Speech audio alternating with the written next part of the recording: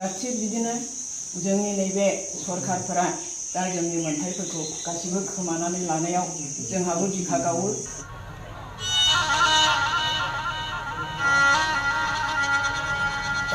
आंनि मुङा जयमती ब्रह्मगिरि आरो गामिनि मुङा जाहैबाय बेसरखना मंगलाहाट रेभिनिउनि आन्दाराव।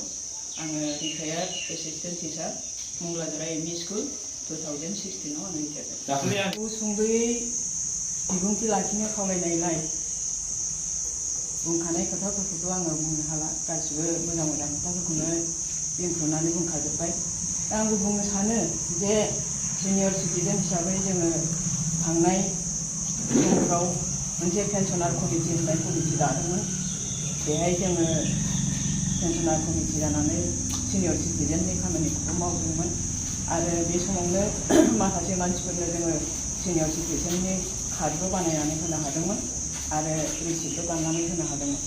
दा नाथाय नैबे सिनियर सिटिजेन फरामाव एसे गुबुन नुनायलाय, अर्थात जोंनि हारिनि, जातिनि आरो बेनिफ्राय जोंनि कालचारनि जे अलखद सम, बे अलखद समाव जोङो दिनैहाय बोराय बुरि समबाबो जिरायनानै थाजासे जोंबो जातिनि हारिनि मोनसे अलखद टाइमाव जुजिलांनो थाखाय मोनसे कमिटि दानो फैनायलाय आं बेखौ खुब गोजोननाय मोनदों आरो बे गोजोननायजों लोगोसे जाहाथे बे कमिटिनि जायफोर बिबानगिरिफोर, बे बिबानगिरिफ्रा मोजाङै मोजां हाबा मावलांनानै जातिखौ दैखांनो हायो, हारिखौ गोजौआव लांनो हायो आरो जोंनि बे मोनखानाय मोनथायफोरखौ जाहाथे जोङो मोनफिननो हायो, बेखौनो आं अबंलावरिनाव आर'ज गाबनायजों लोगोसे कमिटिनि गासैबो मानसि, कमिटि सोद्रोमा बिथांमोननिसिम आङो खावलायो।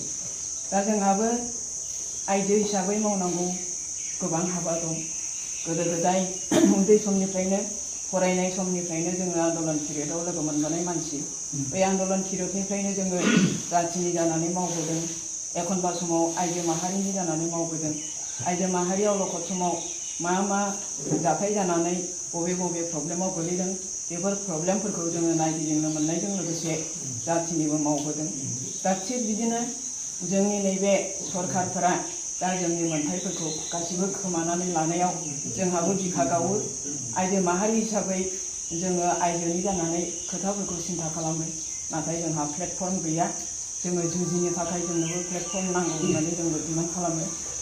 जोङो माखासे मावनांगौ हाबाफोरखौ आइजो नङाबालाय आइजोजों लोगोसे जायफोर स्ट्रं कमिटि, बे स्ट्रं कमिटिफोरखौ जोङो खावलायो जाहाथे आइजोफ्रा आलाय-आथानि जाया, जाहाथे आइजोफोरनि मोनथायफ्रा गोमानानै थाङा, बेखिनिखौ जोङो आइजोनि गोसो लानानै आइजोनि जानानै खोथाखौ बुङो।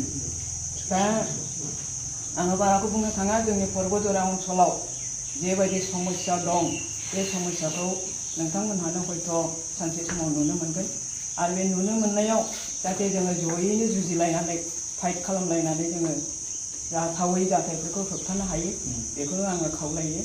आरो बेनिफ्राय सरकारनि खाथियाव जोङो मा मोननांगौ, मा मोननाङा, मानि मोनथाय दं, मानि मोनथाय गैया, बेखौ आइजोफ्रा न'खर सिङाव थानानै गथ' गथाय खांनानै ओंखाम ओंख्रि संनानै सोरबा आलासि सिबिनानै दिन थाङाजासेनो जोंबो जाहाथे समानै आगान सुरनानै जोंनि मोनथायखौ मोननो हायो, बेखौनो आं खावलायदों।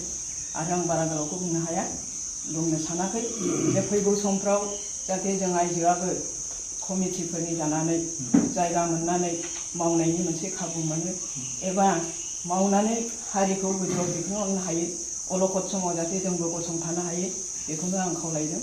आरो जोबथारनायाव जोंनि नैबे पर्बतजरा ओनसोलाव सफैनाय मानगोनां बिथां आलासिमोननिसिम आंनि सिबिनाय, अननाय आरो गाहाम हामलायनायखौ जासिहरबाय। बिबुंथिखौ एसेयावनो फोजोबनाय जाबाय। साबायखर थाबाय बिथांनिसिम। जाबाय। आंखौ फोरोंनायलै एमइ स्कुलाव पेन्सन जानायानो 20 बोसोर जाबाय आरो।